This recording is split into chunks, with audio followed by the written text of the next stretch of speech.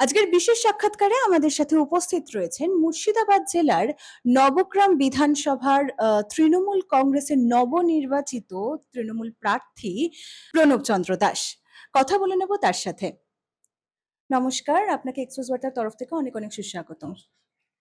এবারে তৃণমূল কংগ্রেস থেকে আপনি নবনির্বাচিত, তাই তো? একদমই প্রথমবারের জন্য বিধায়কের লড়াইয়ে ময়দানে নেমেছেন।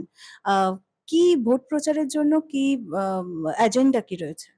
না, ওরকম নির্দিষ্ট কোনো এজেন্ডা নেই। দিদির উন্নয়নকে সামনে রেখে, দিদির ছবিকে সামনে রেখে, সাংসদ অভিষেক ব্যানার্জির পার্লামেন্টে দাঁড়িয়ে বিজেপির বিরুদ্ধে যে লড়াই, সেই লড়াইকে সামনে রেখে আমাদের ভোট প্রচার।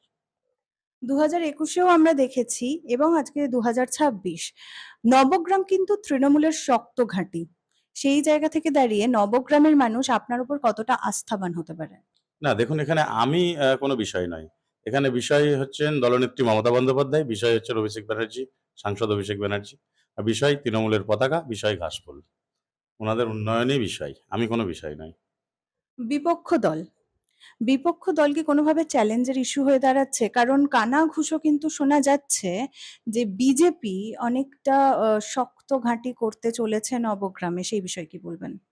না, না, আগে করুক, তারপর বলবো। প্রতি বছর যখন ইলেকশন আসে বিজেপি শক্তঘাটি, বিজেপি জিতবে, ওসব শুনতে পাওয়া যায়। বিজেপি বসন্তের কোকিল। বসন্তকালে এলে একটু জোরে চিৎকার হয় কোকিলের। বসন্তকাল চলে গেলে কোকিল আর থাকবে না। প্রাক্তন বিধায়ক কানাইচন্দ্র মণ্ডল, তিনি কিন্তু এবারে তৃণমূল থেকে কোনো রকমের টিকিট পাননি। এই জন্য কি মনে হয় যে তাঁর অনুগামীরা কোনোভাবে ক্ষুব্ধ দলের প্রতি? না, না, এটা তো অ্যাকচুয়ালি দলের সিদ্ধান্ত। আমরা সবাই দলের অনুগত। তো এখানে দলের সিদ্ধান্তকে সবাই মান্যতা দেয়। কানাই কাকা আমাদের সকলের অভিভাবক, গার্জিয়ান উনি আমাদের। দল আমাকে এবার মনোনীত করেছেন। ওনার আশীর্বাদ আমার সঙ্গে আছে, উনি আছেন আমাদের সঙ্গে। তাই এখানে কোনো বিভাজনের ব্যাপার নয়। ঠিক আছে। আপনি এটা বলছেন কিন্তু এটা কিন্তু আমরা দেখতে পেরেছি আজকে হুমায়ুন কবির, উনি কিন্তু মিম প্রার্থী দিয়েছেন। আহ, এবং বলা হচ্ছে, মানে এটা গোপন সূত্রে খবর, যে তিনি কানাইচন্দ্র মণ্ডলের কাছের লোক, কোট আনকোট কাছের লোক। তো সেই বিষয়ে কি বলবেন? মানে এবার ভাগাভাগি হয়ে যাবে না তো কোনোভাবে ভোট ভোট সংখ্যা? না, না, দেখুন, এখানে কাছের লোক বলে ওরকম কোনো বিষয় নয়। প্রত্যেকের ব্যক্তি স্বাধীনতা আছে। যিনি হুমায়ুন কবির সাহেবের দলের প্রার্থী হয়েছেন, এটা ওনার ব্যক্তিগত মত, উনি প্রার্থী হয়েছেন। এটার সঙ্গে অকারণে কানাইচন্দ্র মণ্ডল আমাদের সম্মানীয় আহ, নেতা, ওনাকে জড়িয়ে কোনো লাভ নেই। প্রথমবারের জন্য আবারও জিজ্ঞাসা করব, তবুও প্রথমবারের জন্য আপনি প্রার্থী হয়েছেন এবং আগামীতে যদি বিধায়ক হন, অবশ্যই যেন হন, তো সেক্ষেত্রে কি কি কাজ এখনো বাকি আছে বলে মনে হয় নবগ্রাম অঞ্চলে? না, নবগ্রামে ওরকম কি কি কাজ বাকি আছে বলা যাবে না। খুব বেশি কাজ কিছু বাকি নেই, বেশিরভাগ কাজই হয়ে গেছে। আমাদের যেহেতু পঞ্চায়েত, পঞ্চায়েত সমিতি, জেলা পরিষদ সবগুলোই আমাদের, বিধায়ক আমাদেরই ছিলেন, এমপি আমাদের, পার্লামেন্ট মেম্বার আমাদের। তো ম্যাক্সিমাম কাজই হয়ে গেছে। এবার ধরুন কিছু আমাদের যেমন তিনখানা পঞ্চায়েত বিরোধীদের দখলে আছে। তো এই যে 23 সাল থেকে 26 সাল, এই 3টে বছর এই 3টে পঞ্চায়েতের যিনারা পঞ্চায়েত চালাচ্ছেন, ওনারা যে পঞ্চায়েতের যে কাজগুলো করার কথা, সেই কাজগুলো প্রায় করেননি বললেই চলে। তো সেই ছোট ছোট মাইনর যে রাস্তাগুলো, ছোট ছোট একদম 100 মিটার, 200 মিটার, 50 মিটার, এই রাস্তাগুলো হয়তো বাকি আছে। আর বড় রাস্তা খুব বেশি বাকি নেই, আছে। একেবারে আমি 100% হয়ে গেছে এটা বলছি না, তবে ম্যাক্সিমামটা হয়ে গেছে। আমাদের এখানে পানীয় জলের সমস্যা নেই। আমাদের এখানে যে হেলথ ডিপার্টমেন্টের যে জায়গাগুলো আছে, hospital, Nabagram hospital, Palsanda hospital, Panchgram hospital, প্রত্যেকটা হসপিটালে ভালো ট্রিটমেন্ট হয়। আমাদের এখানে এডুকেশন ডিপার্টমেন্টের ইনফ্রাস্ট্রাকচার খুব ভালো। ছোট ছোট এক আধটু কোথাও হয়তো টয়লেটের সমস্যা, কোথাও হয়তো বাউন্ডারি ওয়াল হলে ভালো হতো, এরকম কিছু সমস্যা আছে। তবুও আমি বলছি এটা যে আমার প্রায়োরিটি বলে কিছু নয়। নবগ্রাম বিধানসভার মানুষ আমাকে যেহেতু আশীর্বাদ করবেন, তাই ওনাদের সব থেকে বেশি প্রয়োজন যেটা থাকবে, সেটাই আমার প্রায়োরিটি। আপনি এখনই বললেন যে পঞ্চায়েতের বেশ কিছু রাস্তার কাজ এখনো বাকি আছে, তাই তো?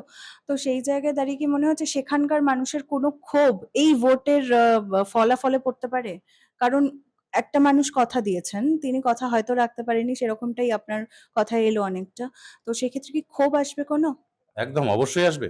সেই যে 3টে পঞ্চায়েতের কথা আমি বলছি, যেগুলো বিরোধী দল দ্বারা পরিচালিত, সেই 3টে পঞ্চায়েতের মানুষ এবার আমাদেরকে দুহাত ভরে আশীর্বাদ করবেন। 23 সালের নির্বাচনে ওনারা যে কোনো কারণেই হোক না কেন, আহ, গণতন্ত্রের গণদেবতাই মানুষ, তাই আমি মানুষকে নিয়ে কিছু বলতে চাইছি না। যে কোনো কারণেই বিরোধীদেরকে হয়তো আমাদের কোনো ব্যবহার বা যাই থাকে এনিথিং কিছু, তো সেটার জন্যই ভুল বুঝেছিলেন আমাদেরকে। এখন ওনারা বুঝতে পারছেন যে তৃণমূল কংগ্রেস ছাড়া নবগ্রাম ব্লকে, নবগ্রাম বিধানসভায় কোনো ডেভেলপমেন্টের কাজ করা সম্ভবই নয়। সেই জন্য ওনারা ওনাদের ভুল বুঝতে পেরে পুনরায় আমাদের দিকে ফিরে এসেছেন। ওনারা আমাদেরকে একদম দুহাত ভরে আশীর্বাদ করবেন। যেটুকু সমস্যা হবে বিরোধীদের হবে, আমাদের কোনো সমস্যা হবে না। এবারের ভোটে লক্ষ্মীর ভান্ডার, কন্যাশ্রী এইগুলো এবং ভাতা, বিশেষ করে একদম শেষ মুহূর্তে যেটা যুবক ভাতা হলো, বেকার ভাতা, তো সেইগুলো কতটা প্রভাব ফেলবে ভোটে? অনেকটাই ফেলবে। আমাদের গ্রামীণ অর্থনীতিতে লক্ষ্মীর ভান্ডার একদম ভীষণ একটা ভালো রোল প্লে করে। গ্রামীণ বিশেষ করে বাড়ির মহিলাদের, মায়েদের ক্ষেত্রে, বোনেদের ক্ষেত্রে হাতে যে নগদ টাকা থাকা, এটা তো আমাদের মাননীয় মুখ্যমন্ত্রী মমতা বন্দ্যোপাধ্যায় মহাশয় করেছেন। তো সেটা তো উনাদের মনের ভেতরে গেঁথে আছে যে মমতা বন্দ্যোপাধ্যায় না থাকলে আমরা এই টাকাটা ভবিষ্যতে হয়তো পাবো না, বা মমতা বন্দ্যোপাধ্যায় না থাকলে এই টাকাটা আমরা পেতামই না। ঠিক সেরকম লাস্ট যে আমাদের স্কিমটা যুবসাথী, 1500 টাকা করে বেকার যুবক যুবতীদের হাতে নগদ তুলে দিচ্ছেন, এক কথায় অ্যাকাউন্টে সরাসরি দেওয়া মানে নগদ দেওয়া। তো এটা তো একটা বিরাট একটা নিড বেকারদের ক্ষেত্রে। আহ, একটু বসে আড্ডা দেওয়া, একটা চাকরির ফর্ম ফিল আপ করা, এই যে ছোট ছোট প্রয়োজনীয়তাগুলো যার জন্য টুক করতে হাত পাততে হতো, সেটা আর হাত পাততে হবে না।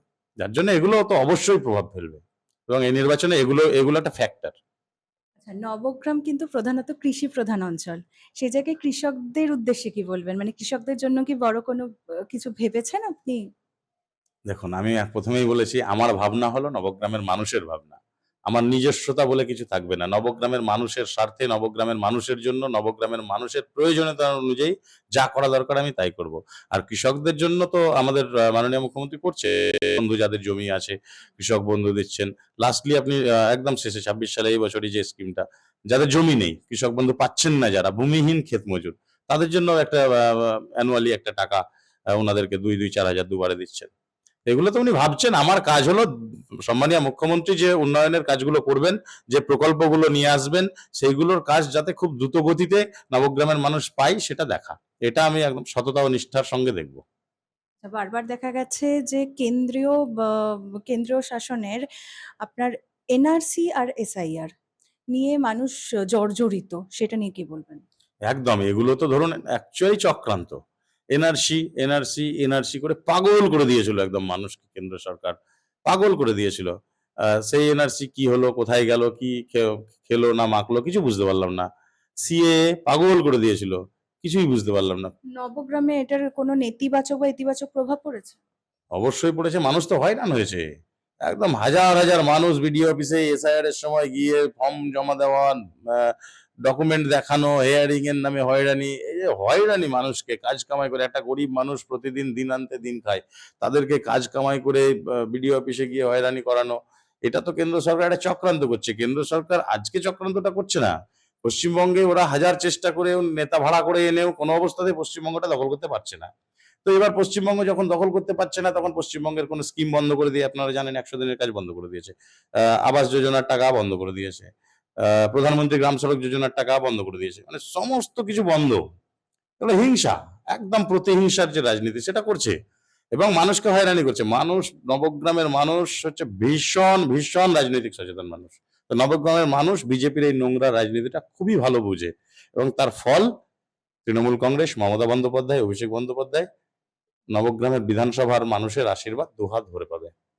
প্রধানমন্ত্রী নরেন্দ্র মোদীর বক্তব্যে উঠে এসছে যে এনার্জি লকডাউনের কথা। সেই এনার্জি লকডাউন নিয়ে কি বলবেন? ভোটের আগেই এরকম একটা ঘোষণা যে এরকমটা হতে পারে, কিভাবে, কি বলবেন মানুষকে? কেন, ওনারা তো বলেছিলেন যে আমাদের সব নাকি জ্বালানি মজুদ আছে প্রচুর পরিমাণে। তো হঠাৎ করে আবার এরকম কেন? বুঝতে পারছেন তো, একটা ভাঁওতার সরকার, একটা জুমলা সরকার ভারতবর্ষে চলে, যাদের কোনো নীতি নেই, যাদের কোনো অ্যাকচুয়াল ইনফরমেশন মানুষকে দেওয়ার মতো মানসিকতা নেই, কখনো মানুষকে সত্য কথা প্রোভাইড করে না, কখনো না। সব সময় মিথ্যে, কখনো প্রধানমন্ত্রী মিথ্যে কথা বলছেন, কখনো স্বরাষ্ট্রমন্ত্রী মিথ্যে কথা বলছেন, কখনো বিদেশমন্ত্রী মিথ্যে কথা বলছেন। আপনারা দেখলেন না কিছুদিন আগে আহ, তেলের জন্য হরমুজ প্রণালী বন্ধ, তেল সমস্যা হতে পারে বলে ভারত রাশিয়া থেকে তেল কিনবে। তো ভারত একটা স্বাধীন দেশ, রাশিয়া থেকে তেল কিনবে, নিজের টাকায় কিনবে, বলছে নাকি ট্রাম্পের পারমিশন লাগছে। এগুলো দেখছেন সবই, এগুলো সবটাই আমরা খবরেই দেখছি। তো এ নিয়ে বলার কিছু নেই। ভারতবর্ষে যে সরকারটা চলছে সেই সরকারটা টোটালি একটা মিথ্যে ভাঁওতা, মানুষকে ভুল বুঝিয়ে চলছে। সর্বোপরি আপনি নবগ্রামের মানুষজনকে কি বলবেন? আপনার নির্বাচনে জয়ী হওয়ার জন্য কি বলবেন তাদের উদ্দেশ্যে? আমি নবগ্রামের মানুষকে একদম হাত জোড় করে এটা বলবো, আমার বাংলার মুখ্যমন্ত্রী, সর্বভারতীয় তৃণমূল কংগ্রেসের সভানেত্রী মমতা বন্দ্যোপাধ্যায় মহাশয় এবং আমাদের নেতা সাংসদ অভিষেক বন্দ্যোপাধ্যায় মহাশয় আমাকে নবগ্রাম বিধানসভার মানুষের জন্য কাজ করতে যাতে আমি পারি তার জন্য একটা প্ল্যাটফর্ম দিয়েছেন, আমাকে দলের ক্যান্ডিডেট হিসেবে মনোনীত করেছেন। আপনারা সকলে আমাকে আশীর্বাদ করবেন, দোয়া করবেন, ভালোবাসবেন। আপনাদের শুভেচ্ছা, ভালোবাসা, দোয়া, আশীর্বাদে আমি যেন এই বিধানসভায় জিতে আপনাদের কথা বিধানসভায় দাঁড়িয়ে বলতে পারি। আর সাম্প্রদায়িক শক্তির বিরুদ্ধে চোখে চোখ রেখে লড়াই করতে পারি। অনেক ধন্যবাদ আপনাকে। ক্যামেরায় শান্তনু সুতারের সাথে সৈমন্তিকা হালদার, এক্সপোজ বার্তা।